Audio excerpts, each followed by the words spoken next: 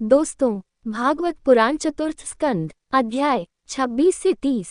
अध्याय 26 पुनर्जन्म का शिकार अभियान और उसकी रानी का क्रोध शांत होना। नारद ने कहा, एक दिन पुनर्जन ने सोने के कवच पहने, शक्तिशाली धनुष और अक्षय बाणों से सुसज्जित होकर तथा अपने 11वें सेनापति के साथ शीघ्र चलने के लिए उपयुक्त अपने रथ पर सवार होकर यात्रा की। रथ में 5 घोड़े जुते हुए थे, एक जोड़ी बाण, 2 पहिए, एक धुरा, 3 ध्वजदंड, 5 डोरियां, एक लगाम, एक सारथी, एक आसन, 2 मध्य दंडे जिनसे जुआ जुड़ा हुआ था, 5 ढंग के हुए आसन और 7 प्रकार की सुरक्षा, 5 प्रकार की गति करने में सक्षम तथा सोने के उपकरणों से सुसज्जित। वे पंचप्रस्थ नामक वन की ओर चल पड़े। शिकार के प्रति आसक्ति के कारण अभिमानी राजा ने अपनी पत्नी को, जो उस व्यवहार के योग्य नहीं थी, छोड़ दिया। धनुष बाण लेकर वह वहां शिकार करने लगा। वह असुर जीवन शैली अपनाकर कठोर हृदय और निर्दयी हो गया। उसने अपने तीखे बाणों से जंगल के सभी जंगली जानवरों को मार डाला। यदि कोई राजा शिकार का अत्यंत शौकीन हो, तो भी शास्त्रों में ये प्रतिबंधित है कि केवल धार्मिक अवसरों जैसे कि शास्त्रों में निर्दिष्ट विशेष श्राद्धों पर, न कि नियमित श्राद्धों के लिए, राजा जंगल में केवल आवश्यक संख्या में बलि पशुओं को मार सकता है और इससे अधिक नहीं। हे राजन, जो विद्वान मनुष्य शास्त्रों के अनुसार कर्म करता है, उस कर्म से उत्पन्न ज्ञान के कारण उस पर कोई प्रभाव नहीं पड़ता। अन्यथा जो व्यक्ति शास्त्रों के नियमों का उल्लंघन करके कर्म करता है, वह अहंकार से भर जाता है और गुणों की धारा अर्थात संसार में गिर जाता है। अपनी विवेक और निर्णय की क्षमता को खोकर वह नीचे गिर जाता है, अस्तित्व की निम्न श्रेणियों में। वन में दुखी पशुओं का विनाश हो रहा था, जिनके शरीर रंग बिरंगे पंखों वाले बाणों से छिन्न भिन्न हो रहे थे। ये दृश्य उन लोगों के लिए असहनीय था जिनका हृदय करुणा से भरा हुआ था। बलि के लिए उपयुक्त होने की परवाह किए बिना खरगोश, सुअर, भैंस, बायसन, हिरण, साही और कई अन्य जानवरों का शिकार करने के बाद वह थक गया। तब भूख प्यास से व्याकुल होकर वह शिकार से निवृत्त होकर अपने महल में आया और स्नान तथा उत्तम भोजन करके बिस्तर पर लेट गया। उसने अपने आप को सुगंधियों, अंगरागों, पुष्पमालाओं आदि से सुशोभित कर लिया। अपने शरीर को अच्छी तरह से सुसज्जित करके उसने अपना मन रानी पर, अपनी सात्विक बुद्धि पर लगा दिया। युवावस्था के गर्व में लीन, संतुष्ट और प्रसन्नचित राजा का मन प्रेम के आवेश से भर गया। उसे अपनी सुंदरी पत्नी की याद आ गई, जो उसे गृहस्थ के कर्तव्यों का निर्वहन करने में सहायता करती थी। हे राजा प्राचीन बर्हिष, उन्होंने निराश होकर हरम की स्त्रियों से पूछा, हे सुंदरी स्त्रियों, क्या आप और आपकी स्वामिनी रानी पहले की तरह कुशल से हैं? जिस घर में माता या पति को देवता मानने वाली स्त्री का अभाव हो, उस घर की शोभा और धन संपत्ति पहले जैसी नहीं दिखती, क्योंकि वह घर टूटे हुए रथ के समान है। कौन बुद्धिमान मनुष्य उसमें दुखी भिखारी की तरह रहेगा? वह मनोहर स्त्री कहाँ है, जिसने हर कदम पर मेरी बुद्धि को प्रकाशित किया और मुझे प्रसन्न करके ऊपर उठाया, जबकि मैं दुखों के समुद्र में डूबा जा रहा था? महिलाओं ने उत्तर दिया, हे राजा मनुष्यों के स्वामी, हम नहीं जानते कि आपकी प्रियतमा क्या करने का इरादा रखती है। आप स्वयं देख रहे हैं कि वह नंगी भूमि पर लेटी हुई है, हे शत्रुओं के नाश करने वाले। नारद ने कहा, पुनर्जन अपनी पत्नी के प्रति आसक्ति के कारण अपना सारा ज्ञान, विवेक और निर्णय की शक्ति खो चुका था। जब उसने उसे भूमि पर इस प्रकार लेटा हुआ देखा, तो वह अत्यंत व्याकुल हो उठा। उसने दुखी हृदय से कोमल, मधुर शब्दों से उसे शांत करने का प्रयत्न किया, परंतु उसे उसके व्यवहार में ऐसा कोई संकेत नहीं मिला कि यह उसकी प्रिय रानी का उसके प्रति प्रेम के कारण दिखावापूर्ण क्रोध था। समझौता करने की कला में निपुण होने के कारण नायक ने धीरे धीरे उसे बहलाया, उसके पैर छुए और उसे अपनी गोद में बैठाकर दुलारने लगा। पुनर्जन ने कहा, हे सुंदरी, वास्तव में वे सेवक अभागे हैं, जिनके स्वामी अपराध करने पर भी उन्हें कोई दंड नहीं देते, क्योंकि वे सेवक तो उनके अधीन हैं। दंड स्वामी द्वारा अपने सेवकों को दी जाने वाली सर्वोच्च कृपा है। हे दुबली महिला, ये केवल एक असहिष्णु मूर्ख ही है जो इसे एक मैत्रीपूर्ण कार्य के रूप में नहीं समझता। हे सुंदर दांतों और आकर्षक भौहों वाली महामनस्वी महिला, कृपया हमें दिखाए कि आप कौन हैं। आपका मुख, सुडौल नाक और मृदु मधुर उच्चारण वाला मुख, मुस्कुराहट से चमकता हुआ मुख, प्रेम और लज्जा के भार से झुका हुआ मुख, मधुमक्खियों के समान काले बालों से सुशोभित। हे मेरे समान योद्धा की रानी, यदि कोई तुम्हारे विरुद्ध अपराध करेगा तो मैं उसे तुरंत दंडित कर दूंगा, सिवाय इसके कि वह पृथ्वी देवता, ब्राह्मण या भगवान विष्णु का भक्त हो। मैं ये सुनिश्चित करूंगा कि वह भय से मुक्त न हो, तीनों लोकों में या उससे परे भी उसे आनंद की अनुभूति न हो, वह जहां भी जाए मेरे भय से ही मर जाए। मैंने पहले कभी तुम्हारा मुख बिना तिलक के नहीं देखा, नहीं तुम्हारा मुख कभी उदास उदास क्रोध से भरा मैला और उदास देखा। नहीं मैंने कभी तुम्हारे सुंदर वक्षों को शोक के आंसुओं से सना हुआ और तुम्हारे होठों को केसर रहित बिंब फल के समान लाल देखा। इसलिए मुझ पर दया करो, जो शिकार के जुनून में पागल होकर तुम्हारी अनुमति लिए बिना अपनी मर्जी के अनुसार शिकार करने का अपराध कर बैठा हूँ। कौन सी स्त्री जो विवाह करना चाहती है, वह अपने प्रेमी को उचित कर्तव्यों के लिए स्वीकार नहीं करेगी, जो हमेशा उसके नियंत्रण में रहा है और जिसने प्रेम के जुनून की प्रबलता से अपना धैर्य खो दिया है। अध्याय 27 चंदावेगा का आक्रमण, कालकन्या का प्रकरण। नारद ने कहा, इस प्रकार पुरंजन को अपने स्त्रियोचित आकर्षण से पूर्ण वश में करके पुरंजन की रानी ने अपने पति को प्रसन्न करते हुए जीवन का आनंद लिया। हे राजन, जब रानी ने पूर्ण स्नान किया और शुभ अलंकरणों से स्वयं को सुशोभित किया, तो वह पूर्ण संतुष्ट और उज्ज्वल चेहरे के साथ राजा के पास पहुंची, तो उसने प्रसन्नता के साथ उसका अभिवादन किया। हे राजन, प्राचीन बरही। रानी के गले लगकर उसने अपनी बाहें उसकी गर्दन पर डाल दी। रानी के एकांत में कहे गए प्रेमपूर्ण मीठे शब्दों से वह अपनी तर्क शक्ति खो बैठा। चूंकि वह दिन रात युवती के वश में था, इसलिए उसे समय की तीव्र गति का अंदाजा नहीं था। उदार राजकुमार काम वासना से अभिभूत होकर रानी की बाह को तकिया बनाकर एक बहुत ही महंगे पलंग पर लेटा हुआ था। वह उसे जीवन का सर्वोच्च उद्देश्य पुरुषार्थ मानता था और वह अपने वास्तविक दिव्य स्वरूप या ब्रह्म के बारे में नहीं सोचता था, क्योंकि वह तम अज्ञान से अभिभूत था। हे राजन, जब वह इस प्रकार काम वासना से घिरे हुए मन से भोग विलास कर रहा था, तब उसकी जवानी आधे क्षण के समान बीत गई। सम्राट पुरंजन ने महारानी पुरंजनी से 1100 पुत्रों को जन्म दिया, लेकिन तब उन्होंने अपना आधा जीवन खो दिया। हे प्राणियों के स्वामी, उन्होंने 1110 पुत्रियां भी उत्पन्न की, जो पुरंजनी कहलाईं। वे अपने माता पिता का नाम रोशन करने वाली तथा सदाचारी और दानशील गुणों से संपन्न थीं। उस पंचाल राजा पुरंजन ने अपने पुत्रों का, जो अपने पूर्वजों की जाति को आगे बढ़ाने में समर्थ थे, योग्य वधुओं से तथा अपनी पुत्रियों का विवाह योग्य वर से किया। उसके पुत्र के 100 पुत्र हुए, जिन्होंने पंचाल देश में पुरंजन वंश का प्रचार किया। पुत्रों पौत्रों अपनी संपत्ति के हिस्सेदारों, घर के खजाने तथा आश्रितों जैसे मंत्री सेवक के प्रति प्रबल आसक्ति अर्थात अपनापन की भावना उत्पन्न होने के कारण वह इंद्रिय विषयों में दृढ़तापूर्वक आसक्त हो गया। नाना कामनाओं से प्रेरित होकर वह यज्ञों में समर्पित हो गया और उसने आपके समान ही भयंकर पशुवध के यज्ञों द्वारा भूतों के स्वामी पितरों की पूजा की। इस प्रकार वह अपने आध्यात्मिक हितकारी कर्तव्यों के प्रति लापरवाह रहा और उसका मन अपने परिवार में पूरी तरह से लगा रहा। वास्तव में जीवन में वह काल बुढ़ापा आया जो स्त्रियों में आसक्त व्यक्तियों के लिए अप्रिय है। हे राजा प्राचीन बर्हिश, गंधर्वों का एक राजा था, जिसे चंडवेग पूरे वर्ष का प्रतीक के नाम से जाना जाता था। शक्तिशाली राजा के पास 360 गंधर्वों, कई दिनों तक खड़े रहने वाले गंधर्व की सेना थी। उनके साथ समान बराबर संख्या में गंधर्व स्त्रियां अर्थात रात्रियां जोड़ी हुई थीं, कुछ काली कुछ गोरी या सफेद पखवाड़े के अनुसार। अपने बारी बारी से किए गए आक्रमणों से उन्होंने शहर को लूट लिया, जो इसके निर्माण के बाद से सभी वांछित वस्तुओं से सुसज्जित था। जब चंडवेग के सेवकों ने पुरंजन नगर प्रजागर को लूटना आरंभ किया, तो सर्परक्षकों ने उनका प्रतिरोध किया। पुरंजन नगर के उस शक्तिशाली अधिष्ठाता देवता ने अकेले ही 720 गंधर्वों स्त्री पुरुष के 700 वर्ष तक, जो कि मनुष्य के जीवनकाल की अवधि है, युद्ध किया। जब अनेकों से अकेले ही युद्ध करने के कारण उसके सगे संरक्षक सर्प की शक्ति क्षीण होने लगी, तब राज्य पूंजी और संबंधियों सहित पुरंजन को बड़ी चिंता हुई। राजधानी पंचाल में वह शराब पीने में लिप्त था और महिलाओं के अधीन था, जबकि वह अपने अनुचरों से कर वसूलता था, लेकिन उसे खतरे का पता नहीं था। हे राजा बर्हिशत प्राचीन बर्हिश, काल की एक पुत्री थी, जो पति की इच्छा से तीनों लोकों में घूमती रही, परंतु किसी ने उसका स्वागत नहीं किया।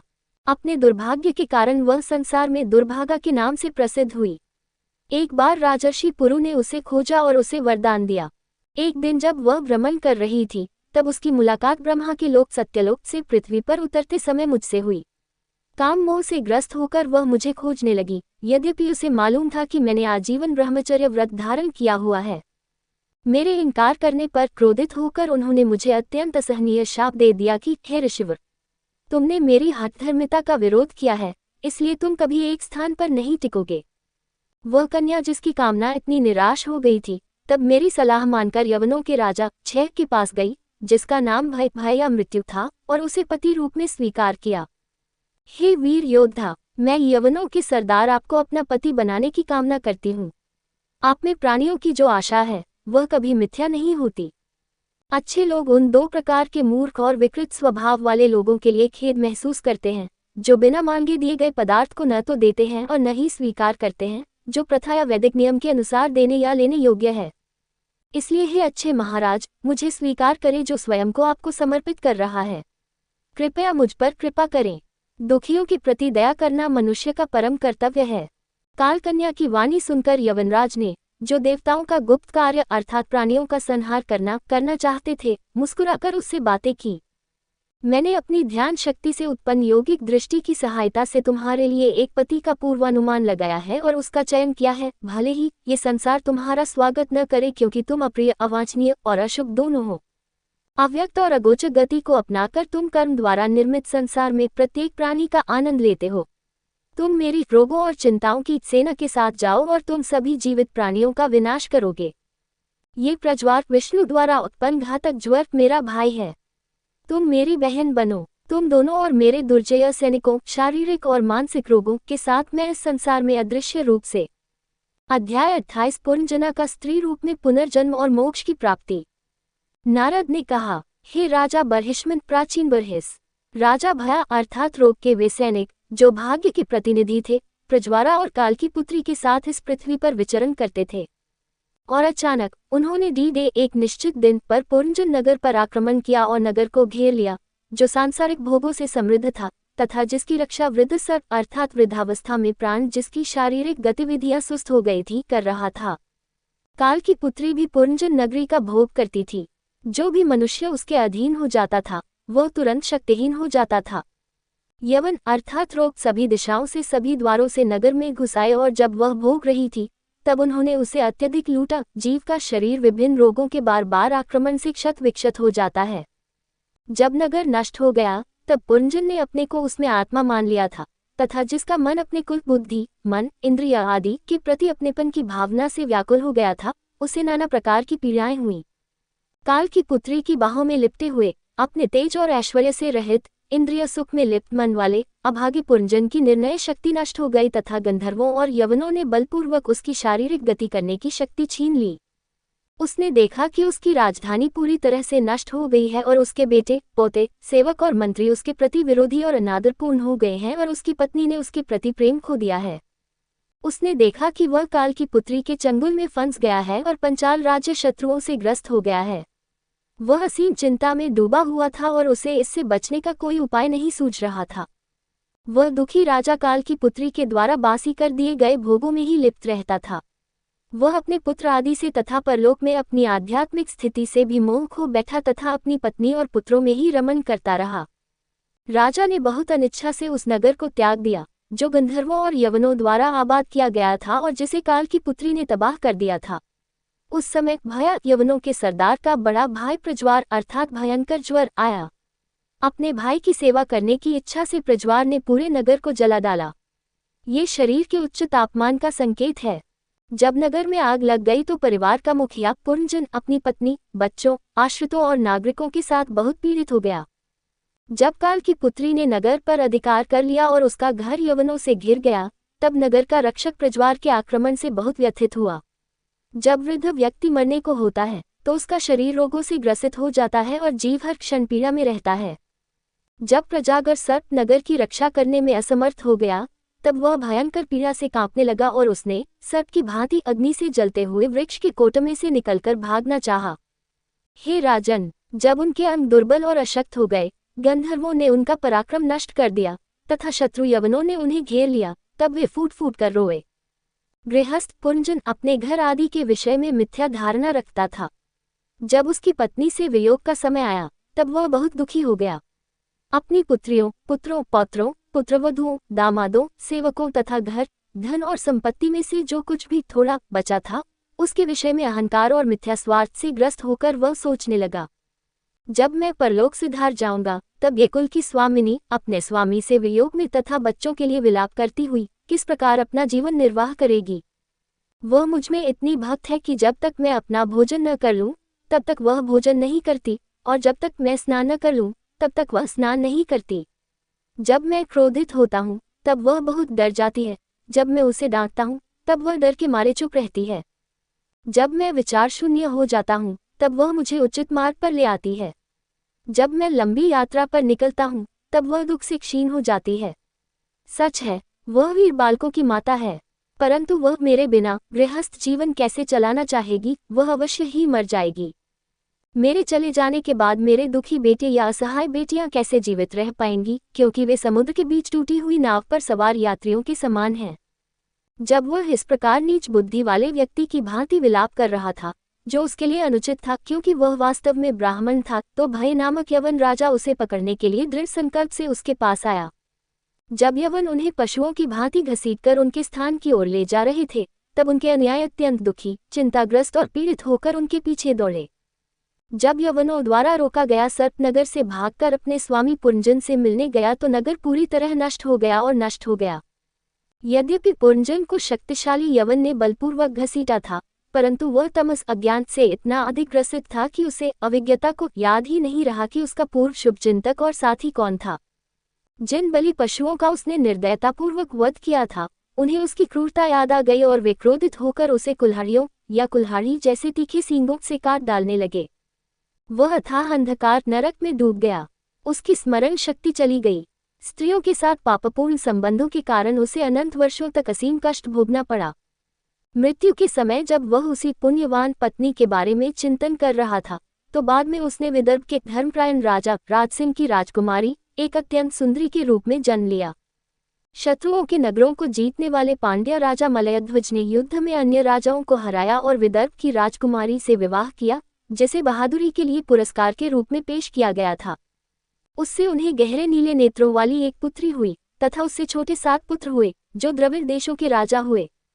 हे राजन, उनमें से प्रत्येक के 100 करोड़ पुत्र हैं, जिनके वंशज एक मनवंतर या उससे अधिक समय तक इस पृथ्वी का आनंद लेंगे। अगस्त्य ने अपनी पहली पुत्री से विवाह किया, जो व्रतों का पालन करने में निरंतर थी। उसके द्वारा दृच्छ्युत का जन्म हुआ, जिसके पुत्र ऋषि इद्मवाह थे। राजर्षि मलयध्वज ने भूमि को अपने पुत्रों में बांट दिया। भगवान कृष्ण को प्रसन्न करने की इच्छा से वे कुलाचल पर्वत अर्थात मलय पर चले गए। मोहक नेत्रों वाली विदर्भ की राजकुमारी अपने महल, पुत्र और सुखों को त्याग कर पांड्यराज मलयध्वज के पीछे उसी प्रकार दौड़ी जैसे चंद्रमा के पीछे चांदनी दौड़ती है। उस क्षेत्र में चंद्रवासा, ताम्रपर्णी और वटोटका नामक 3 नदियां बहती थीं। प्रतिदिन वे इन नदियों के पवित्र जल से अपने आंतरिक, मानसिक और बाह्य शारीरिक दोनों प्रकार के मलों को धोते थे। उन्होंने कंद, बीज, मूल, फल, फूल, पत्ते, घास के पत्ते और जल पर निर्वाह करके कठोर तपस्या की, जिससे उनका शरीर धीरे धीरे क्षीण होता गया। उन्होंने शीत और उष्णता, वायु और वर्षा, भूख और प्यास, प्रिय और अप्रिय, सुख और दुख जैसे विपरीत युग्मों को संभाव से देखकर जीत लिया। उन्होंने तपस्या और ज्ञान के द्वारा अपनी वासनाओं को जला दिया। उन्होंने धार्मिक व्रतों और यम और नियम नामक आत्मा अनुशासन के नियमों का पालन करके अपनी इंद्रियों, सांस, प्राण और मन पर विजय प्राप्त की। उन्होंने अपनी आत्मा की ब्रह्म के साथ एकता पर चिंतन किया, अर्थात उन्होंने अपनी आत्मा को ब्रह्म के साथ एक कर दिया। वे एक ही स्थान पर 100 दिव्य वर्षों तक स्थिर बैठे रहे। भगवान वासुदेव के प्रति अगाध प्रेम और भक्ति से युक्त होने के कारण उन्हें अन्य किसी वस्तु, यहाँ तक कि अपने शरीर की भी सुध नहीं रही। उन्होंने अपने भीतर यह अनुभव किया कि आत्मा उनके शरीर और मानसिक गतिविधियों में व्याप्त है और उन्हें प्रकाशित कर रही है और उनसे अलग और भिन्न है। जैसे स्वप्न में व्यक्ति मानसिक गतिविधियों, जैसे स्वप्न में स्वयं का सिर कटने का दृश्य का साक्षी होता है और इसलिए उनसे भिन्न होता है, और इसलिए उन्होंने किसी भी गतिविधि में भाग लेना बंद कर दिया। हे राजन, जिस शुद्ध ज्ञान के प्रकाश से सब और प्रकाश फैलता है, जो ज्ञान उन्हें उनके गुरु श्री हरि ने दिया था, उन्होंने अपने को परम ब्रह्म के भीतर अर्थात उनके समान तथा अपने भीतर परम ब्रह्म को उसी प्रकार अनुभव किया।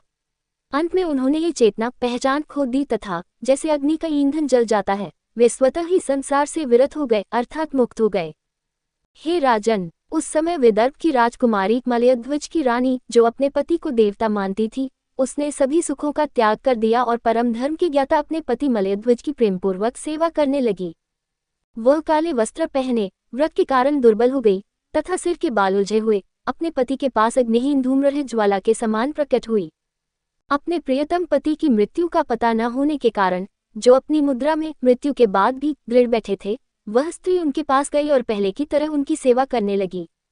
जब पति के चरणों की सेवा करते समय उसे कोई गर्मी महसूस नहीं हुई, तब वह अपने हृदय में उस हिरणी के समान भयभीत हो गई जो अपने झुंड से भटक गई हो। अपने को दुखी और मित्रहीन पाकर वह दुखी हो गई और अपने भाग्य पर विलाप करने लगी। वह अपने सीने को आंसुओं से भिगोकर जंगल में जोर जोर से रोने लगी। उठो, हे राजर्षि, उठो, तुम्हें समुद्र से घिरी हुई पृथ्वी की रक्षा करनी चाहिए, क्योंकि वह लुटेरों, धर्मत्यागी और दुष्ट क्षत्रियों से डरती है। उद्धरण चिन्ह। इस प्रकार जोर जोर से विलाप करती हुई वह स्त्री अपने पति के साथ वन में गई और विलाप करती हुई तथा अत्यधिक आंसू बहाती हुई उनके चरणों पर गिर पड़ी। उसने ईंधन की एक चिता तैयार की, उस पर अपने पति के शव को रखकर उसने उसे आग लगा दी।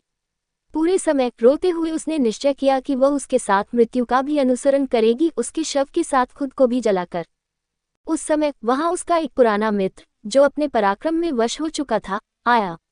उसने मधुर सांत्वना भरे शब्दों से उस रोती हुई स्त्री को शांत करते हुए उससे इस प्रकार कहा। ब्राह्मण ने कहा, तू कौन है? तू किसकी पुत्री है? ये कौन है जो लेटा हुआ है, जिसके लिए तू रो रही है? क्या तू मुझे अपना मित्र नहीं पहचानती, जिसके साथ तू सृष्टि की रचना से पहले घूमती थी? मित्र, भले ही तुम मुझे पहचान न पाओ, क्या तुम्हें याद है कि तुम्हारा एक मित्र विज्ञता था और तुम सांसारिक सुखों में लिप्त होकर मुझे छोड़कर कहीं चले गए थे? हे महानुभाव, मैं और आप हंस मित्र थे और मानस झील में रहते थे। 1000 वर्ष की अवधि तक, जब तक महाप्रलय चली, हम दोनों बिना किसी निवास के थे। हे भाई, तुम तो मूल स्वभाव वाले हो, इसलिए मुझे छोड़कर भोगविलास में लीन हो गए और पृथ्वी पर चले गए। वहां घूमते घूमते तुमने एक स्त्री माया द्वारा निर्मित एक स्थान देखा। इसमें 5 बाग, 9 दरवाजे, 1 पहरेदार, 3 चारों ओर की दीवारें, 6 व्यापारी परिवार और 5 बाजार थे। इसका निर्माण 5 सामग्रियों से किया गया था और इसका शासन एक महिला के हाथ में था। उद्यान इंद्रियों के विषय हैं। 9 द्वार प्राण, जो अकेला रक्षक का काम करता है, के द्वार हैं, अर्थात 2 आंखें, 2 कान, 2 नासिका, 1 मुख, लिंग और गुदा। अग्नि, जल और अन्य चारों ओर की दीवारें हैं तथा 5 इंद्रियों और मन का समूह व्यापारियों के परिवार हैं। बाजार 5 कर्मेंद्रियां थीं, 5 तत्व अविनाशी पदार्थ थे और शक्ति अर्थात बुद्धि शासक थी। उसके प्रभुत्व में आकर जो मनुष्य इस धाम में प्रवेश करता है, वह गहरी नींद में अपनी आत्मचेतना खो देता है। वहां उस स्त्री के मोह में आकर तुम उसके साथ रम गए और पहले से ज्ञात तथ्य ब्रह्म होने की अपनी मूल स्थिति को भूल गए। हे प्रभु, उसके साथ संबंध के कारण ही तुम इस दयनीय स्थिति में पहुंचे हो। तुम विदर्भ के राजा की पुत्री नहीं हो, न ही यह योद्धा तुम्हारा मित्र है, न ही तुम पुरंजनी के पति हो, जिसके द्वारा तुम्हें 9 द्वारों वाले नगर में बंदी बनाया गया था। ये वास्तव में मेरा भ्रम है कि तुम पुरुष पूर्व जन्म में पुरंजना को सद्गुणी स्त्री, इस जन्म में वैदर्भीत समझती हो। तुम दोनों में से कोई नहीं हो। हम हंस शुद्ध आत्माएं हैं। कृपया हमारा वास्तविक स्वरूप मार्ग देखो, समझो। मैं तुम्हारे समान हूँ, तुम मुझसे भिन्न नहीं हो। कृपया ध्यान दे कि तुम और मैं एक ही हैं। बुद्धिमान लोग हमारे बीच कभी भी थोड़ा सा भी अंतर या भेद नहीं देखते। जैसे मनुष्य दर्पण में तथा आंखों की पुतलियों में अपनी एक आत्मा को 2 भागों में विभाजित देखता है, वैसा ही हम दोनों में भी अंतर है। इस प्रकार मानस सरोवर में हंस अर्थात जीव को उसके साथी हंस ने जगाया, उसे उसकी मूल स्थिति का बोध कराया और वह अपने वास्तविक स्वरूप में स्थित हो गया। उसे अपने मूल स्वरूप की स्मृति पुनः प्राप्त हो गई, जो उससे वियोग के कारण खो गई थी। हे बर्हिष्मन, यह आत्मज्ञान तुम्हें अप्रत्यक्ष रूप से समझाया गया है, क्योंकि ब्रह्मांड के रचयिता पूज्य भगवान इंद्रियों के परे रहना पसंद करते हैं। अध्याय 29 पुरंजन रूपक की व्याख्या। प्राचीन बर्हिस ने कहा, हे दैवी ऋषि, आपकी वाणी का तात्पर्य हम लोगों को स्पष्ट रूप से समझ में नहीं आ रहा है। आध्यात्मिक ज्ञान वाले ऋषिगण इसे ठीक से समझ सकते हैं, परंतु हम कर्मकांडों से मोहित होकर इसे नहीं समझ सकते। नारद ने समझाया, पुरंजन नगर का निर्माता को देहधारी आत्मा या जीव समझना चाहिए, क्योंकि वह जीव ही अपना नगर अर्थात शरीर बनाता है, जिसमें 1, 2, 3, 4 या अनेक पैर होते हैं या जिसके कोई पैर नहीं होते। पुरुष जीव का मित्र जो अविज्ञ या अज्ञात कहलाता है, ईश्वर स्वयं है, क्योंकि मनुष्य उसे नाम, कर्म या गुण से युक्त नहीं जानते। जब जीव ने प्रकृति के सभी गुणों अर्थात सुख की भौतिक वस्तुओं का संपूर्णता से भोग करने की इच्छा की, तो उसने उन शरीरों में से 9 प्रवेश द्वारों, 2 हाथों और 2 पैरों से युक्त मानव शरीर को सबसे उपयुक्त समझा। युवा युवती पुरंजनी को बुद्धि के रूप में समझना चाहिए, जो मैंपन और मेरापन की भावना उत्पन्न करती है। बुद्धि पर शासन करके अर्थात स्वयं को बुद्धि से जोड़कर जीव इस शरीर में इंद्रियों के माध्यम से इंद्रिय विषयों का आनंद लेता है। पुंजनी के पुरुष साथी 10 संज्ञानात्मक इंद्रियों का समूह है जो ज्ञान और क्रिया को उत्पन्न करते हैं। उसकी सखियां इंद्रियों की गतिविधियां हैं। 5 फन वाला सर्प 5 प्रकार की गतिविधियों वाला प्राण है। मनुष्य को बृहद्बल पुंजनी की सेवा करने वाला 11वां शक्तिशाली नायक को मन, दोनों प्रकार की इंद्रियों का अधिपति और नियंत्रक समझना चाहिए तथा ये भी समझना चाहिए कि पांचाल 5 इंद्रिय विषय हैं जिनके मध्य में 9 द्वारों वाला नगर स्थित है। 2 आँखें, 2 नासिका, 2 कान, लिंग और गुदा ये 4 जोड़ी द्वार हैं तथा मुख 9वां द्वार है। इनमें से प्राण उस विशेष इंद्रिय की शक्तियों के साथ निकलकर उस विशेष इंद्रिय के विषय में जाता है। पूर्व दिशा अर्थात सिर के सामने में 5 द्वार हैं, आँखें, नासिका और मुंह। दायां कान दक्षिण द्वार और बायां कान उत्तर द्वार माना जाता है। इसके नीचे के भाग में जो 2 द्वार हैं वे पश्चिमी द्वार हैं जिन्हें यहाँ गुदा और लिंग कहा गया है। इस नगर में एक ही स्थान पर बने खद्योत और आविर्मुखी नामक 2 द्वार हैं जिन्हें नेत्र कहा गया है। इनसे प्राप्त दृष्टि शक्ति द्वारा शरीर का स्वामी पुंजन या जीव रूप और रंग देखता है जिसे यहाँ विभ्राजित देश कहा गया है। नलिनी और नलिनी 2 नासिका छिद्र हैं और गंध को सौरभ देश कहा गया है। सूंघने की क्षमता को अवधूत पुंजन का साथी कहा गया है। मुख्य नामक द्वार मुख है। वाणी की इंद्रिय पुंजन का साथी विपना है और स्वाद की इंद्रिय पुंजन के मित्र का नाम रसज्ञ या रसविद है। यहाँ आपन या बाजार का अर्थ वाणी क्रिया का क्षेत्र है जबकि बहुदान का अर्थ है भोजन की विभिन्न किस्में। दायां कान दक्षिणी द्वार है जिसे पितरी कहा जाता है और बायां कान उत्तरी द्वार है जिसे देवहू कहा जाता है। जो शास्त्र सांसारिक कर्मों के मार्ग अर्थात कर्मकांड के बारे में बताते हैं तथा जो कर्मों से विरत रहने तथा त्याग करने के बारे में बताते हैं उन्हें पंचाल देश कहा गया है। श्रवण शक्ति से इन्हें सुनकर यहाँ श्रुतधारा पुंजन का साथी कहा गया है। जीव पितरों या देवताओं के मार्ग से आगे बढ़ सकता है। प्रजनन का अंग पश्चिमी द्वार है जिसे आसुरी कहते हैं। संभोग का कार्य ग्रामक नामक क्षेत्र है। प्रजनन क्षमता अंग में को दुर्मदक जो पुंजन का मित्र था कहा जाता है। गुदा को निरति दूसरा पश्चिमी द्वार या पीछे का मार्ग कहा जाता है। 15 नरक का नाम वैशाख है तथा मल त्याग करने वाली इंद्रिय का नाम लुब्धक है। अब मुझसे सुनो कि वे 2 अंधे कौन हैं। वे हाथ और पैर हैं जिनकी सहायता से मनुष्य गति करता है और काम करता है। हरम हृदय है और मन को विशुचीन कहा जाता है जो हरम का प्रमुख अधिकारी है। मन के गुणों जैसे सत्व आदि के द्वारा जीव मोह शांति या आनंद की स्थिति को प्राप्त करता है। जैसे ही बुद्धि स्वप्न में विचलित होती है या जागृत अवस्था में इंद्रियों को प्रभावित करती है वैसे ही जीव स्वभाव से साक्षी मात्र होते हुए भी उसके बुद्धि के गुणों से दूषित हो जाता है और उसे ऐसा अनुभव होता है मानो वह उन परिवर्तनों से प्रत्यक्ष रूप से प्रभावित हो रहा है। शरीर वह रथ है जिसमें इंद्रिया रूपी घोड़े जुते हुए हैं। ये प्रकृतः वर्ष की अबाध गति से चलता है यद्यपि वास्तव में ये स्थिर है। अच्छे और बुरे कर्म इसके 2 पहिए हैं। 3 गुण सत्व रज और तम इसके ध्वजदंड हैं और 5 प्राण या आसुस इसकी 5 डोरियां हैं। मन इसकी लगाम है घोड़ों को नियंत्रित करने के लिए। बुद्धि सारथी है। हृदय आसन है। सुख दुख ये दोनों जोड़े हुए डंडे हैं जिन पर जुआ बंधा हुआ है। 5 इंद्रियों के विषय हथियार हैं आक्रमण के लिए। शरीर के 7 अवयव अर्थात रक्त मांस चर्बी अस्थि आदि इसके सुरक्षा कवच हैं। आकुति 5 कर्मेंद्रियां जैसे हाथ पैर आदि इसकी बाह्य गति है। जीव अपनी 11 इंद्रियों 5 ज्ञानेंद्रियां और 5 संज्ञक इंद्रियां तथा मन आंतरिक इंद्रिय की सेना के साथ मृग तृष्णा सुख की वस्तुओं के पीछे तीव्रता से दौड़ता है। वह 5 प्रकार के वध अर्थात अपनी 5 इंद्रियों द्वारा 5 प्रकार के इंद्रिय विषयों का अनुचित भोग में आनंद लेता है। समय बीतने का वर्ष चंद्रवेग गंधर्वों का राजा है। यहाँ उसके अधीन 360 गंधर्व दिन हैं और उतनी ही गंधर्व स्त्रियां रात्रि हैं। वे बारी बारी से मनुष्य के प्राण हर लेती हैं। काल कन्या वृद्धावस्था का अवतार है। लोग उसका अभिवादन नहीं करते। यवनों के राजा मृत्यु ने संसार के विनाश के लिए उसे अपनी बहन के रूप में अपनाया था। मानसिक पीड़ा और शारीरिक पीड़ा और रोग उसके सक्रिय यवन सैनिक हैं।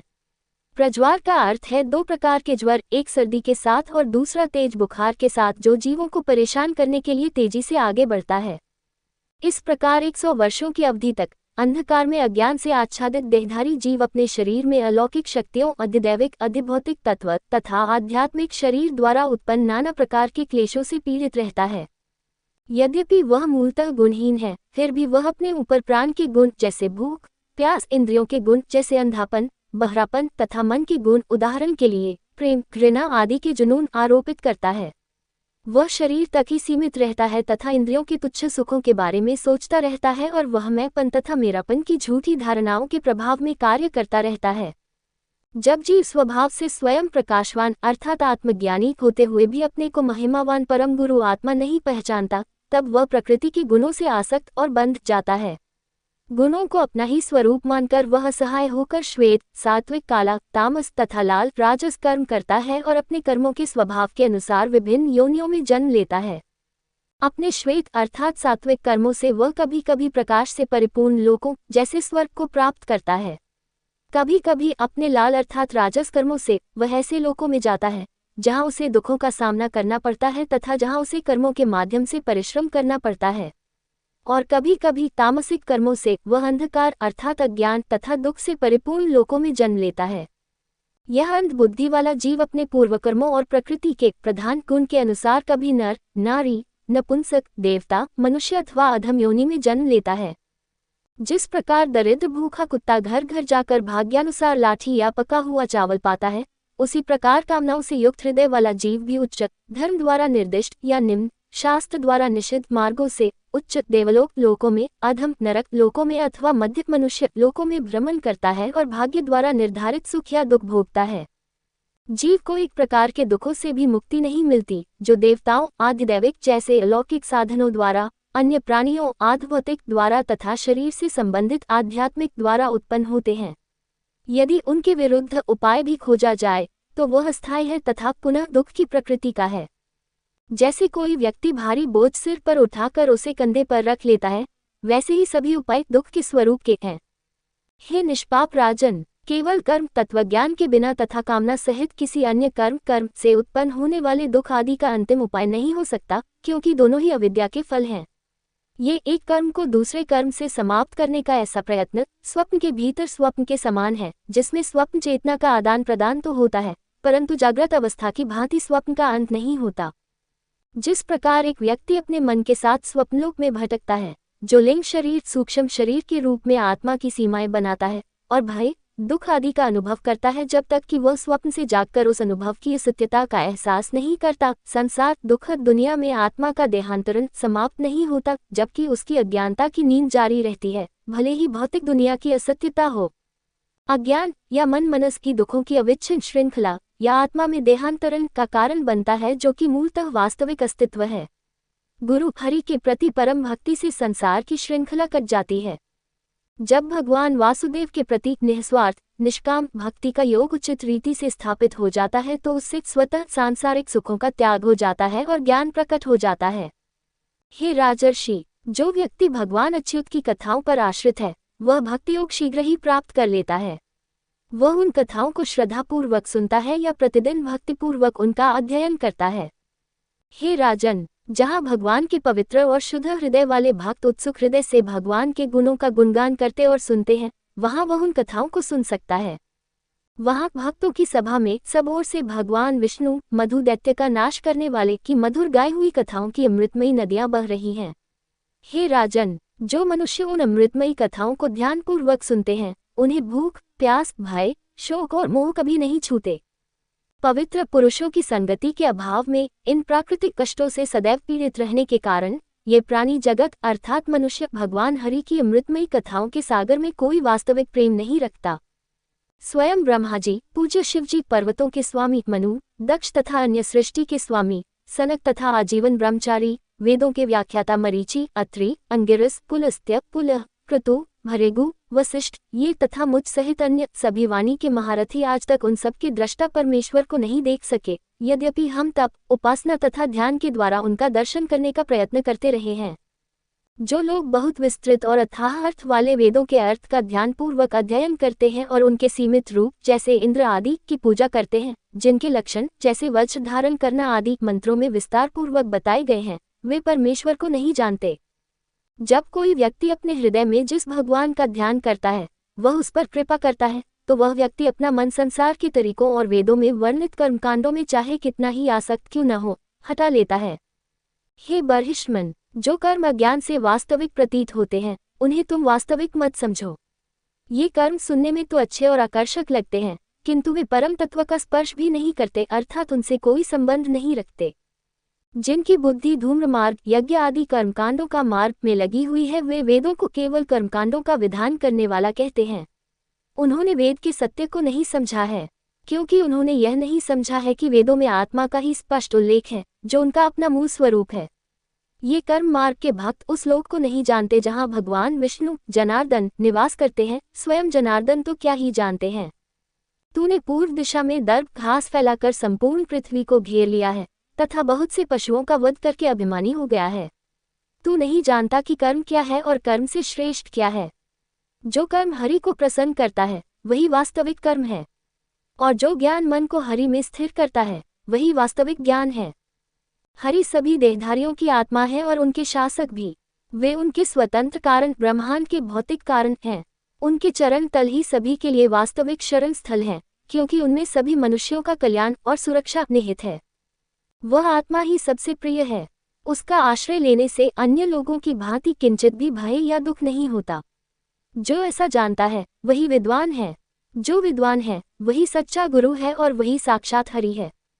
नारद ने कहा, इस प्रकार तुम्हारा प्रश्न पुनर्तः हल हो गया, हे श्रेष्ठ पुरुषों। अब मैं तुम्हें एक गुप्त किंतु निश्चित सत्य बताता हूँ, उसे ध्यानपूर्वक सुनो। उस मृग को खोजो जो आगे खड़े रक्तपिपासु भेड़ियों की उपेक्षा करके तथा शिकारी द्वारा पीछे से छोड़े गए बाण की ओर ध्यान न देकर पुष्पवाटिका में अपनी संगिनी पर मोहित होकर कोमल घास चरता हुआ तथा गुनगुनाते हुए मृगों के संगीत को कानों में डाले हुए घूम रहा है। हे राजन, तुम अपने को उस मरणासन मृग के समान समझो, जिसका हृदय शिकारी अर्थात मृत्यु के देवता द्वारा छोड़े गए गुप्त बाण से छेदा गया है, जो पीछे से तुम्हारा पीछा करता है। तुम जो फूलों के समान स्त्रियों, जिनकी क्षणभंगुर यौवन सुख शीघ्र ही लुप्त हो जाता है, द्वारा आश्रय लिए हुए घर में रहते हो। तुम रस और मैथुन के विषय सुख की तुच्छ खुराक की खोज करते हो, जो फूलों में सुगंध और मधु के समान अत्यंत सूक्ष्म है तथा किसी विशेष उद्देश्य की प्राप्ति के लिए किए गए कर्मों का परिणाम है। स्त्रियों के साथ सहवास करते हुए तथा उनमें मन को दृढ़तापूर्वक लगाए हुए हमारे कान स्त्रियों और अन्य लोगों के साथ मधुर वार्तालाप से अत्यंत मोहित हो जाते हैं। वह वार्तालाप जो मधुमक्खियों के झुंड के मधुर मधु के समान अत्यंत आकर्षक है। तुम घर में आनंद मना रहे हो, समय के उन छोटे छोटे घटकों से बिल्कुल बेखबर, जो दिन और रात हैं, जो तुम्हारे आगे भेड़ियों के झुंड की तरह तुम्हारे जीवन का शिकार बन रहे हैं।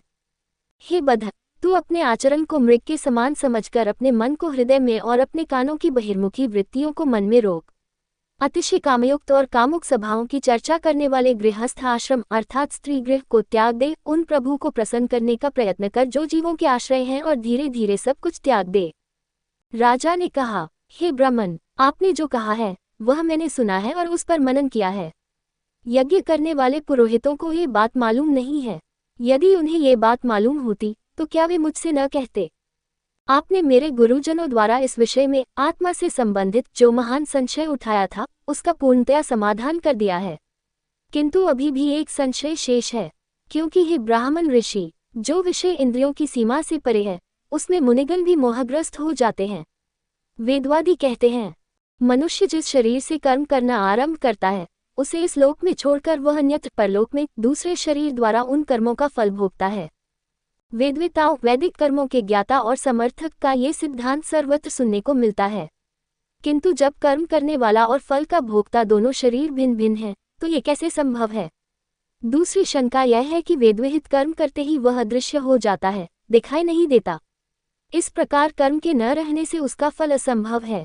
मनुष्य अगले संसार में उसी सूक्ष्म शरीर से कर्म का फल भोगता है जिससे वह कर्म करता है इस संसार में, और इस प्रकार कोई व्यवधान अर्थात सूक्ष्म शरीर और मन का परिवर्तन नहीं होता। जैसे मनुष्य स्वप्न में इस शरीर के साथ अपनी पहचान भूल जाता है और मन में लिखे कर्मों के संस्कारों को स्वप्न में भोगता है, वैसे ही वह अपने यहाँ किए गए कर्मों का फल पहले वाले शरीर के समान या दूसरे प्रकार के शरीर जैसे देवता या मनुष्य के अतिरिक्त में भोगता है। जीव मन में ऐसा कहकर जो भी शरीर धारण करता है कि ये पत्नी और पुत्र मेरे हैं और मैं ये शरीर जैसे ब्राह्मण हूँ, उस शरीर द्वारा किए गए कर्मों को वह स्वीकार कर लेता है और उसके कारण उसे अगला जन्म मिलता है। जैसे मन की प्रवृत्तियां जो क्रियाओं को निर्देशित करती हैं, संज्ञानात्मक और संज्ञानात्मक दोनों इंद्रियों के व्यवहार और गतिविधियों से अनुमानित होती हैं, उसी प्रकार शरीर द्वारा पूर्व जन्म में किए गए कार्य भी मन की स्वाभाविक प्रवृत्तियों से अनुमानित होते हैं। जो वस्तु इस शरीर द्वारा कभी भी कहीं भी देखी या सुनी नहीं जाती, वह पूर्वजन्म में मन पर जिस रूप में अंकित होती है, उसी रूप में कभी कभी स्वप्न आदि में अनुभव होती है। अतः हे राजन, ये निश्चय पूर्वक मानो कि जीव जो अपनी सूक्ष्म वासनाओं मन पर छोड़े गए कर्मों के संस्कार से युक्त शरीर पर आश्रित है, उसका एक पूर्व शरीर था जो उस प्रकार के अनुभव से गुजर चुका है। क्योंकि मन उस वस्तु को स्पर्श करने अनुभव करने में असमर्थ है जिसका अनुभव उसने पहले नहीं किया है। आपका कल्याण हो। मन की उच्च और निम्न प्रवृत्तियां ही मनुष्य के पिछले जन्मों के बारे में बताती है और यह भी बताती हैं कि वह उच्च या निम्न योनि में जन्म लेगा। कभी कभी स्थान जैसे पहाड़ की चोटी पर समुद्र काल जैसे दिन के उजाले में तारे और कर्म जैसे अपना सिर कटवाना के संबंध में कुछ असंभव बातें मन में स्वप्न में देखी या सुनी जाती हैं। क्योंकि ये पूर्वजन्मों में भी असंभव अनुभव है, इन्हें विक्षुब्ध निद्रा आदि के कारण माना जाना चाहिए और ये उपर्युक्त श्लोक 65 में कथन से विरोधाभासी नहीं है। इंद्रिय बोध के अंतर्गत आने वाली सभी वस्तुएं अपने अपने क्रम और समूहों के अनुसार मन में प्रवेश करती हैं और अनुभव होने के बाद लुप्त हो जाती हैं। इसलिए सभी व्यक्तियों में मन भूतकाल के संस्कारों सहित होता है। सामान्यतः ये वस्तुएं क्रमिक क्रम में दिखाई देती हैं, लेकिन कभी कभी सभी एक साथ दिखाई देती हैं। जब मन शुद्ध सत्व रजस और तमस से अदूषित में दृढ़तापूर्वक स्थित हो जाता है और पूज्य भगवान के सानिध्य में ध्यान में होता है, तब संपूर्ण ब्रह्मांड भगवान के साथ एकाकार होकर चमकने लगता है, जैसे चंद्रमा के चक्र पर चंद्रग्रहण के समय राहु ग्रह प्रकट होता है।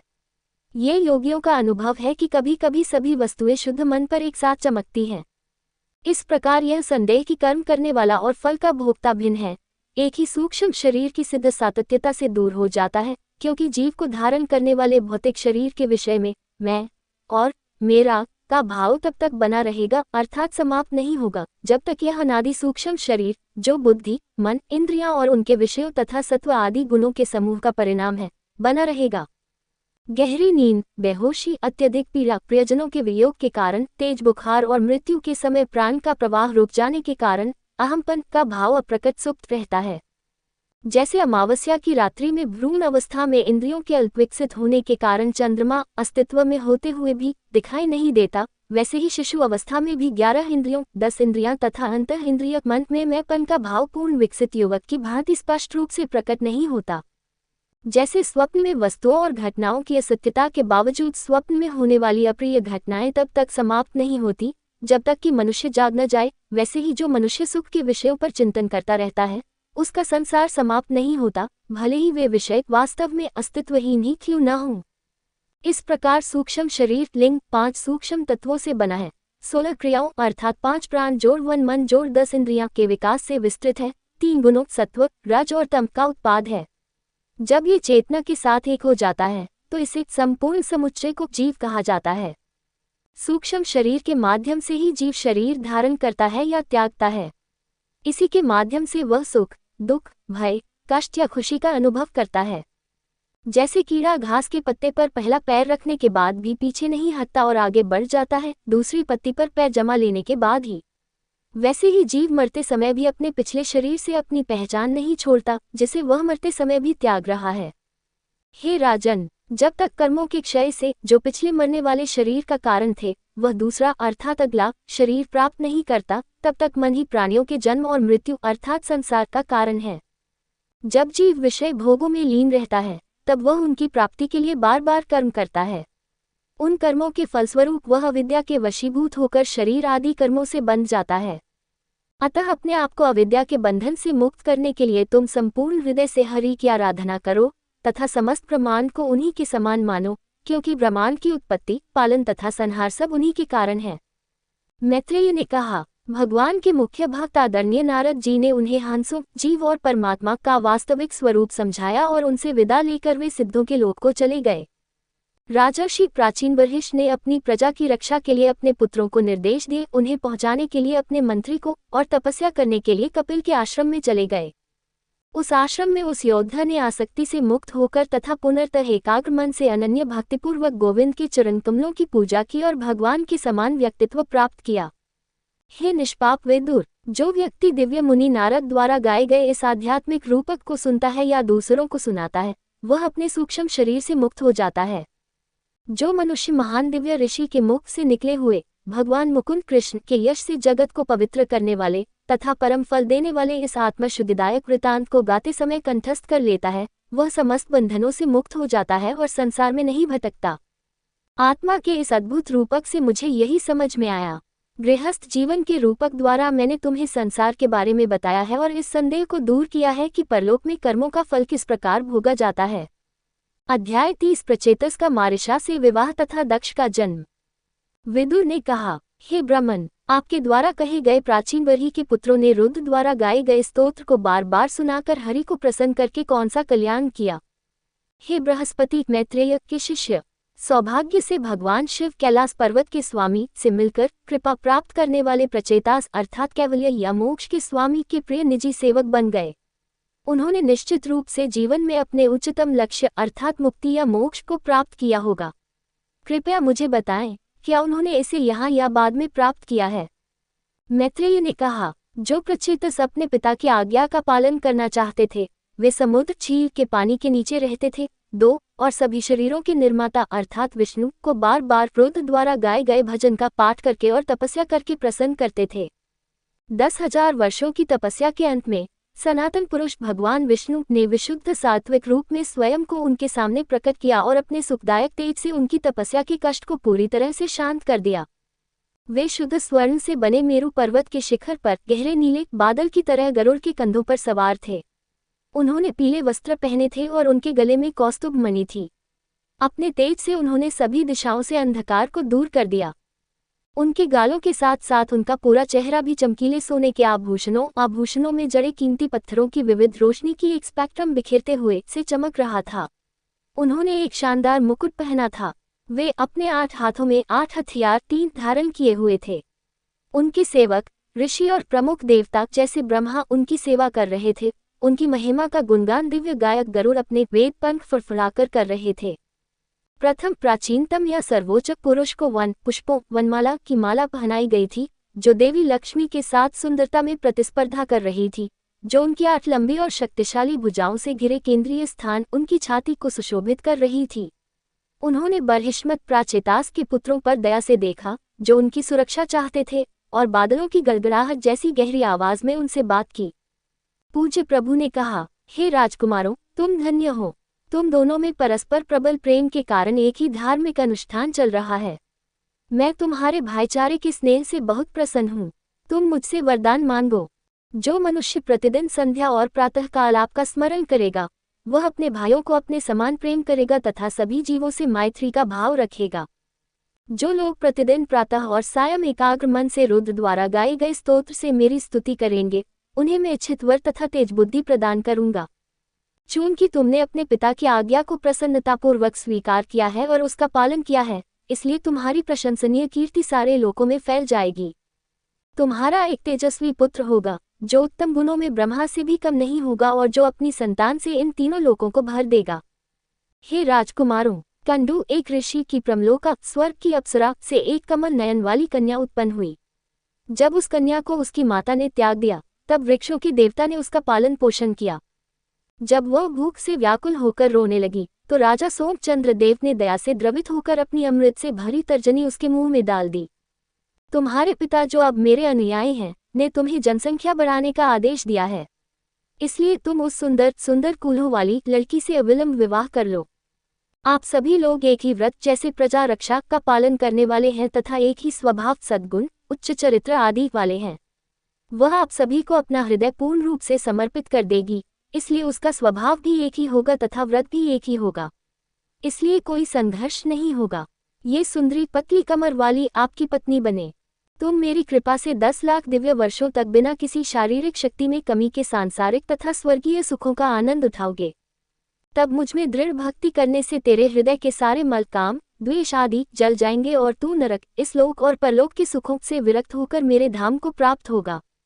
जो मनुष्य गृहस्थ जीवन में प्रवेश करते हैं, यदि वे अपने सभी कर्म मुझे समर्पित कर दे तथा अपना समय मेरी कथा सुनने और चर्चा करने में व्यतीत करें, तो भी गृहस्थ जीवन उनके लिए बंधन नहीं बनता।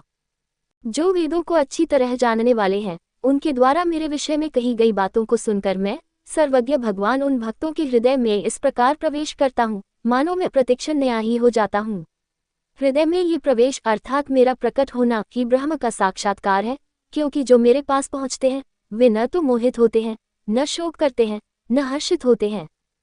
मैत्रेय ने कहा, जब धर्म, अर्थ, काम और मोक्ष जैसे मानव जीवन के उद्देश्यों को प्रदान करने वाले तथा सबके परम मित्र भगवान विष्णु जनार्दन ने उनसे इस प्रकार कहा, तब उनके दर्शन से जिनके तमोगुण, अज्ञान और राजस भावनाएं और वासनाएं पुनर्तः शुद्ध हो गए थे, उन प्रचेतसों ने उन्हें हाथ जोड़कर प्रणाम किया और रुधे हुए स्वर से उन्हें संबोधित किया। प्रचेतासस ने कहा, जो भगवान सब प्रकार के दुखों का नाश करते हैं, जिनके उत्तम गुणों और नामों को वेदों और ब्रह्म के जानकारों ने परम कल्याण की प्राप्ति का साधन माना है, उनको बारंबार नमस्कार है। जो गति में मन और वाणी से भी बढ़कर है और जिनका मार्ग समस्त इंद्रियों की समझ से परे है, उनको नमस्कार है। आप अपने मूल स्वभाव में शुद्ध, शांत और आनंद स्वरूप हैं। आप में द्वैत का मिथ्या आभास मन के कारण है। सृष्टि की रचना, पालन और संहार के लिए आपने माया के सत्व, रज और तम गुणों के द्वारा ब्रह्मा, विष्णु और शिव का रूप धारण किया है। आपको हमारा नमस्कार है। उन हरि को प्रणाम जो मूलतः शुद्ध सत्व हैं, रजस और तम से मिश्रित नहीं और जिनके ज्ञान से संसार समाप्त हो जाता है। वासुदेव कृष्ण को नमन, जो सभी सत्वों के स्वामी हैं। नाभि में कमल उगने वाले आपको नमस्कार है। कमल की माला धारण करने वाले भगवान को नमस्कार है। कमल जैसे चरणों वाले भगवान को नमस्कार है।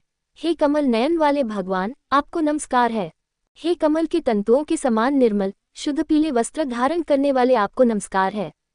हम आपको नमस्कार करते हैं, जो सभी प्राणियों के निवास हैं तथा उन सभी के दृष्टा या साक्षी हैं। आपने हम दुखों से पीड़ित लोगों के लिए अपना वह स्वरूप प्रकट किया है, जो समस्त प्रकार के कष्टों का नाश करने वाला है। इससे अधिक कृपा और क्या हो सकती है। ये हम पर किया गया सबसे बड़ा अनुग्रह है। हे अमंगल नाशिक, दीन दुखियों पर दया करने वाले सज्जनों को केवल इतना ही करना चाहिए कि समय आने पर उन्हें स्मरण रखना चाहिए कि परदेशी भी उनके अपने ही हैं। परंतु हमारे लिए तो आपने इससे भी अधिक किया है, क्योंकि आपने स्वयं को हमारे सामने प्रकट किया है। गरीबों का ऐसा स्मरण प्राणियों को सुख शांति प्रदान करता है। आप तो अत्यंत तुच्छ प्राणियों के हृदय में भी अंतर्यामी होकर निवास करते हैं, फिर हम भक्तजन किसका कल्याण चाहते हैं, यह आप क्यों नहीं जानते। हमारे लिए, जिनके लिए आप न केवल मोक्ष के पथ प्रदर्शक हैं, बल्कि हमारे द्वारा अभीष्ट लक्ष्य भी हैं, ये तथ्य कि भगवान हम पर प्रसन्न है, स्वयं ही हमारे द्वारा वांछित वरदान है। हे प्रभु, हम आपसे वरदान चाहते हैं, क्योंकि आप कारणों के भी परे हैं, अर्थात प्रकृति ब्रह्मांड का मूल कारण से परे हैं। चूंकि आपकी श्रेष्ठताओं या महिमा की कोई सीमा नहीं है, इसलिए आपको अनंत कहा जाता है। जब पारिजात वृक्ष सहज ही मिल जाता है, भाग्यवश तो मधुमक्खी किसी अन्य वृक्ष का आश्रय नहीं लेती। इसी प्रकार जब हमें आपके चरणों में प्रत्यक्ष आश्रय मिल गया है, तो हमें अन्य क्या खोजना चाहिए। जब तक हम माया के वशीभूत होकर अपने कर्मों के बल से संसार में भटक रहे हैं, तब तक हमें प्रत्येक जन्म में आपके भक्तों की संगति का आशीर्वाद प्राप्त हो। हम स्वर्ग और परम सुख को भी आपके भक्तों के साथ एक क्षण के लिए भी रहने के समान नहीं समझते। फिर राज्य आदि सुखों के विषय में क्या कहेंगे, जिनकी इच्छा मरणशील प्राणी करते हैं। आपके भक्तों की संगति में काम की प्यास को शांत करने वाली मधुर पवित्र कथाएं गाई जाती हैं। वहाँ सभी प्राणियों के प्रति शत्रुता नहीं रहती, न ही किसी का भय रहता है। वहाँ भक्तों के समूह में सन्यासियों के लक्ष्य महिमावान भगवान नारायण का आसक्ति से मुक्त पुरुष पवित्र कथाओं के माध्यम से बार बार गुणगान करते हैं। 37 जो तीर्थ स्थानों को पवित्र करने की इच्छा से पैदल विचरण करते हैं, क्या उनका संग संसार से भयभीत मनुष्य को प्रिय नहीं लगेगा। हे प्रभु, आपके मित्र भगवान शिव भव के साथ क्षण भर के संपर्क के कारण ही आज हम आपको प्रत्यक्ष प्राप्त कर पाए हैं। आप हमारे लक्ष्य हैं और जन्म मरण के असाध्य रोग को दूर करने वाले सर्वश्रेष्ठ चिकित्सक हैं। हे भगवान, दूसरा वर मांगते हैं। हमने जो कुछ भली भांति अध्ययन किया है, जो कुछ कष्ट उठाकर गुरुजनों, ब्राह्मणों और वृद्धजनों को प्रसन्न किया है, जो कुछ कष्ट उठाकर सज्जनों, मित्रों, बंधुओं और समस्त प्राणियों को बिना किसी ईर्ष्या के आदर दिया है, जो बहुत समय तक जल में डूबे रहकर, निराहार रहकर हमने जो कठोर तप किया है, वह सब आपको, जो सर्वव्यापी परम पुरुष है, पूर्ण संतुष्टि और आनंद प्रदान करे, ऐसी हमारी आपसे प्रार्थना है। मनु, भगवान ब्रह्मा, भगवान शिव तथा अन्य लोग जिन्होंने तप और ज्ञान से अपने हृदय को शुद्ध किया है, आपकी महानता की प्रशंसा करते हैं, यद्यपि वे आपकी महिमा का पुनर्तः ज्ञान नहीं कर सके। अतः हम अपनी विनम्र क्षमता के अनुसार आपकी स्तुति करते हैं। हे परम पुरुष, आप सबके सम और शुद्ध माया से अछूते हैं, आपको नमस्कार है। हे महिमावान भगवान वासुदेव, आप शुद्ध सत्व स्वरूप हैं, आपको नमस्कार है। मैत्रेय ने कहा, प्रचेतस द्वारा इस प्रकार स्तुति किए जाने पर अपने भक्तों अर्थात जो उनकी शरण में आते हैं के प्रति स्नेही तथा प्रतिरोध्य पराक्रम वाले भगवान श्रीहरि उन पर प्रसन्न हो गए तथा उन्हें वह वरदान दे दिया, ऐसा ही हो कहकर। यद्यपि उनकी आंखें उन्हें देखकर तृप्त नहीं हुई थी तथा वे उनका जाना नहीं चाहते थे, फिर भी वे अपने धाम को लौट गए। तब प्रचेतागण समुद्र के जल से बाहर निकले और देखा कि पृथ्वी वृक्षों से आच्छादित हो गई है, जो इतने ऊंचे हो गए थे कि स्वर्ग का मार्ग अवरुद्ध हो गया था, तो वे क्रोध से भड़क उठे। पृथ्वी को वृक्षविहीन करने के लिए उन्होंने क्रोधपूर्वक अपने मुख से अग्नि तथा वायु को छोड़ा, जिस प्रकार संवर्तक या कालाग्नि रुद्र प्रलय के समय करते हैं। वृक्षों को इस प्रकार भस्म हुआ देखकर ब्रह्माजी प्रकट हुए और उन्होंने बरहिष्मत प्राचेतास के पुत्रों को समझाकर शांत किया। तब भयभीत बचे हुए वृक्षों ने ब्रह्माजी की सलाह मानकर अपनी पुत्री प्रचेतस को अर्पित कर दी। भगवान ब्रह्मा की आज्ञा का पालन करते हुए उन्होंने प्राचेतास ने मारिशा वृक्षों की पुत्री से विवाह किया। ब्रह्मा के पूर्व मानस पुत्र दक्ष अर्थात अजन्मे विष्णु से उत्पन्न का जन्म मारिशा से हुआ, क्योंकि दक्ष ने पूर्व में महान भगवान शिव का अपमान किया था। चाक्षुष मनवंतर छठे कल्प के आगमन पर जब काल के बल से पिछली सृष्टि नष्ट हो गई थी, तब इन्हीं दक्ष ने भगवान के निर्देशानुसार अपनी इच्छानुसार संतान उत्पन्न की थी। जन्म लेते समय उसने अपने तेज से सभी प्रकाशमान पिंडों के प्रकाश को ढक दिया। वह अनुष्ठानों के निष्पादन में अपनी सटीकता और दक्षता के कारण दक्ष कहलाया। आदि भगवान ब्रह्मा ने उन्हें प्रजापति के रूप में स्थापित किया और उन्हें सृष्टि की उत्पत्ति और रक्षा के लिए नियुक्त किया। दक्ष ने अपनी बारी में अन्य सभी प्रजापतियों को सृष्टि के जनक को अपने अपने कार्य करने के लिए नियुक्त किया। अगली वीडियो देखने के लिए आप चैनल सब्सक्राइब जरूर करें और लाइक करें और कमेंट करें। जय श्री राधा कृष्ण।